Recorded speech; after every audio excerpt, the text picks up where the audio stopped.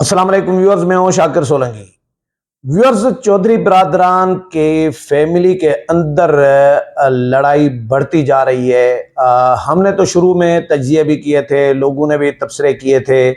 बहुत सारे लोगों की राय ये थी कि ये आपस में बने हुए हैं, मिले हुए हैं अंदर खाना, ये दिखावा कर रहे हैं, कोई लड़ाई नहीं है।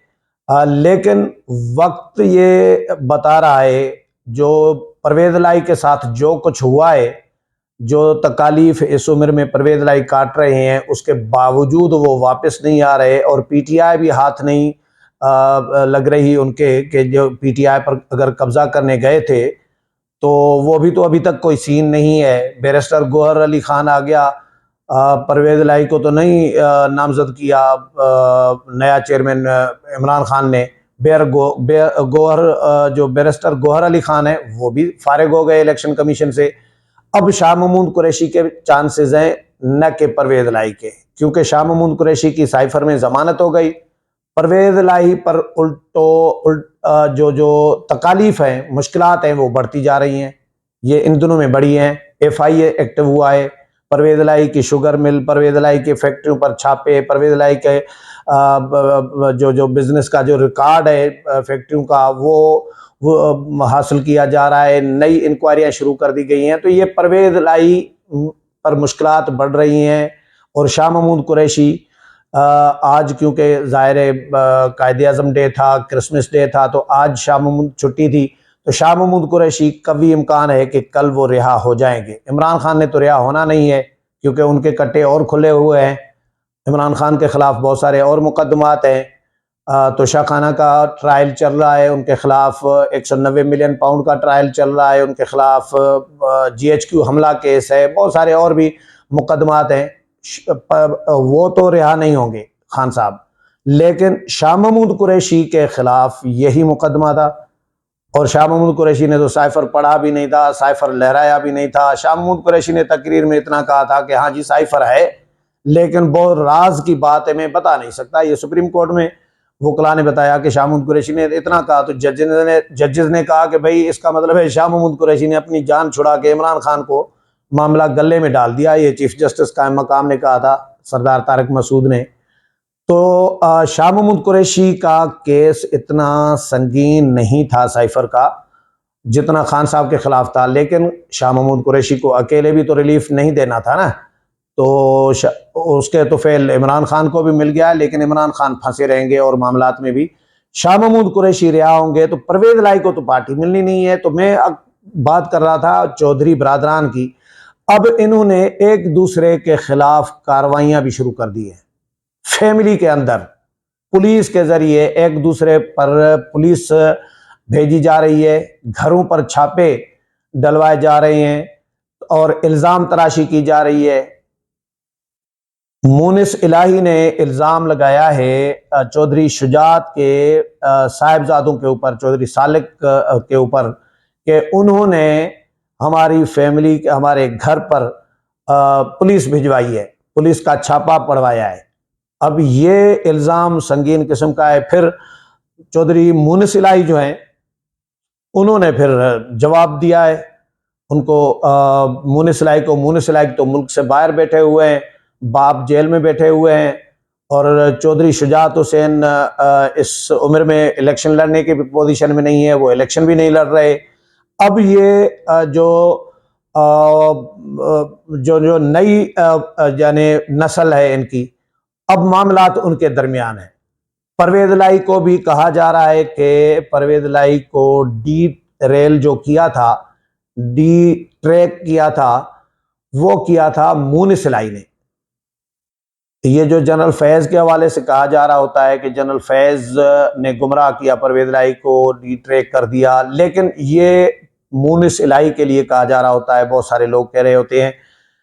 और मोनिस इलाही के इक़दामात, उनके तेवर, उनकी बातें, उनका रवैया, उनके बयानबाजी ये भी बता रही होती है कि मोनिस इलाही साहब ने ही अपने वालिद को डी ट्रैक किया और ख़ानदान को तकसीम किया। जो चौधरी बरादरान नाम ही इकट्ठे लिया जाता था। चौधरी शुजात हुसैन अलग नाम नहीं लिया, कम लिया जाता था, और चौधरी परवेज लाई अलग।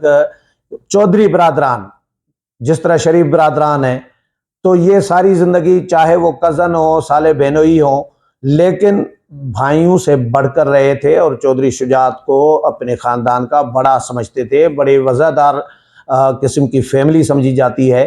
लेकिन चौधरी शुजात को इस उम्र में ख्वार करने की कोशिश की गई और परवेज लाई ने साथ छोड़ दिया अपने बेटे के कहने पर। चौधरी शुजात हुसैन का अब इल्ज़ाम तराशी पर उतर आए हैं। इल्ज़ाम तराशी, अच्छा, नून लीग के भी थोड़े सा अब कहानी बताऊंगा कि नून लीग के अंदर भी मामलात कुछ गड़बड़ चल रहे हैं। ये पर मुनिस इलाही साहब जो हैं, परवेज इलाही साहब के साहिबजादे, इन्होंने चौधरी शुजात हुसैन के साहिबजादों के ऊपर घर पर पुलिस भेजने का इल्ज़ाम लगाया है।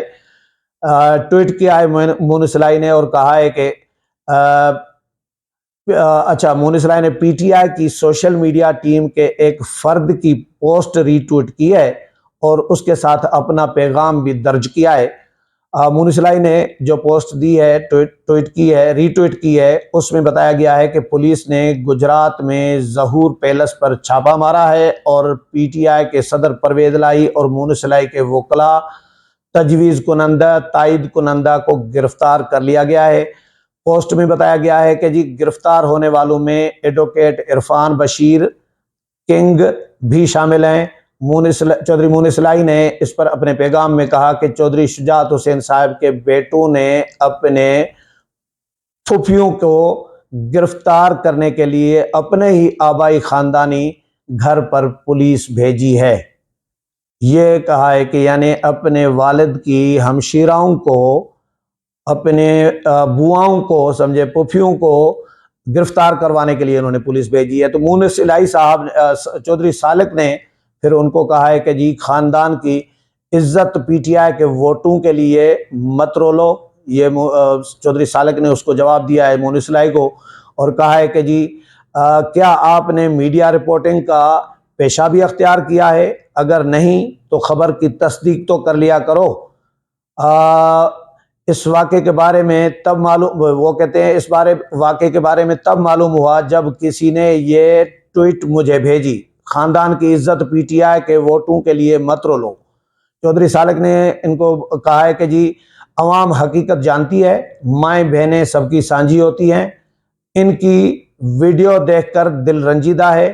इनका कहना था कि जी कागजात नामजदगी जमा कराने उम्मीदवार का जाना ज़रूरी नहीं, आपके पास वकला की फ़ौज मौजूद है, उन्हें भेज दिया होता। चौधरी सालिक हुसैन ने यह भी कहा कि जी बराए मेहरबानी गुजरात में औरत कार्ड न चलाया जाए, पूरा पाकिस्तान ये तमाशा देख रहा है।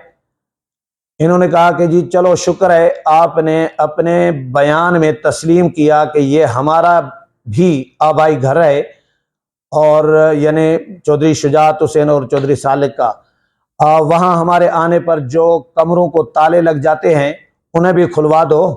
चौधरी सालिक हुसैन ने कहा कि जी आप तो खुद कहते थे कि सियासत अपनी अपनी, सियासत करो, ज़ाती अनाद और बेबुनियाद इल्ज़ामात मत लगाओ।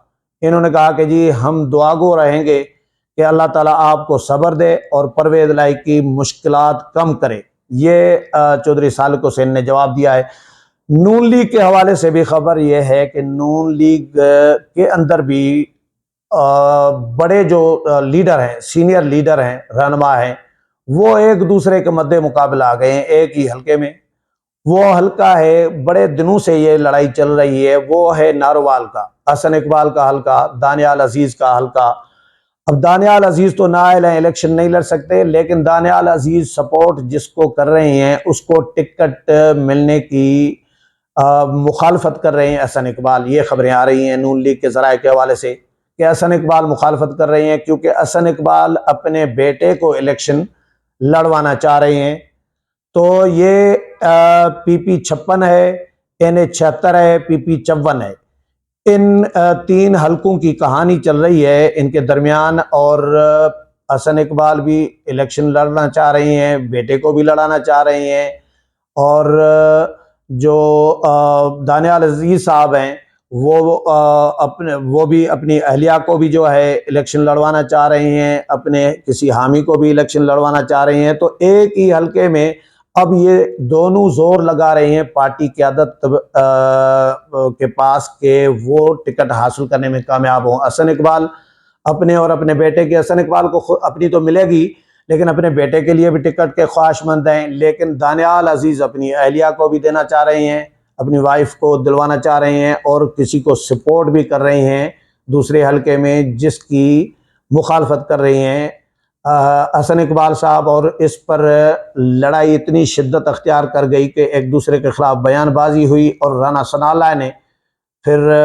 दानियाल अजीज़ साहब को शोकाज नोटिस भी जारी किया, जिसकी राना सनाल्लाह ने तस्दीक भी की कि शोकाज नोटिस जारी कर दिया गया है कि पार्टी पॉलिसी की आप खिलाफ वर्जी कर रहे हैं, क्यों ना आपके खिलाफ तादीबी कार्रवाई की जाए। तो ये शोकाज नोटिस तक भी मामला जा पहुंचे हैं नून लीग के अंदर। लेकिन यकीनी तौर पर पार्टी क़यादत ने फैसला करना है, मियां नवाज शरीफ ने, पार्लिमानी बोर्ड ने फैसला करना है कि नारोवाल में किसको टिकट मिलेगी। उम्मीद है प्रोग्राम पसंद आया होगा। अगले प्रोग्राम में फिर मुलाकात होगी, तब तक इजाज़त चाहता हूँ। अल्लाह हाफ़िज़।